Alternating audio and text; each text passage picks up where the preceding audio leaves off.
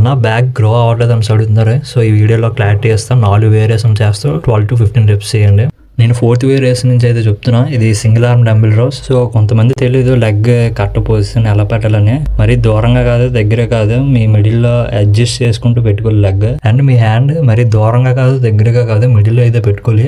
And మనం back bone stiff చేయాలి. Stiff గా అంటే ఫస్ట్ మనం చెస్ట్ అప్ చేసి బ్యాక్ బోన్ అనేది స్టిఫ్ గా చేయాలి. అండ్ డంబుల్ కూడా కిందకి అనకుండా కొంచెం ముందుకి రిలీజ్ చేస్తే మన లాట్ స్ట్రెచ్ అవుతుంది. 3rd variation barbell rows. And నా హ్యాండ్ చూడొచ్చు, నేను రివర్స్ లో అయితే పట్టుకున్నా. రివర్స్ లో పట్టుకోవడం వల్ల మన అప్పర్ బ్యాక్ మీద టార్గెట్ చేస్తుంది. ఇంకా బ్యాక్ బోన్ కూడా స్టిఫ్ కి పెట్టాలి. కొంతమంది పైకి వెళ్ళిపోతారు, ఇది కూడా మీడియంలో ఉంటూ చెయ్యాలి. 3rd వేరియేషన్ వీ ట్రాప్తో అయితే చేస్తున్నా.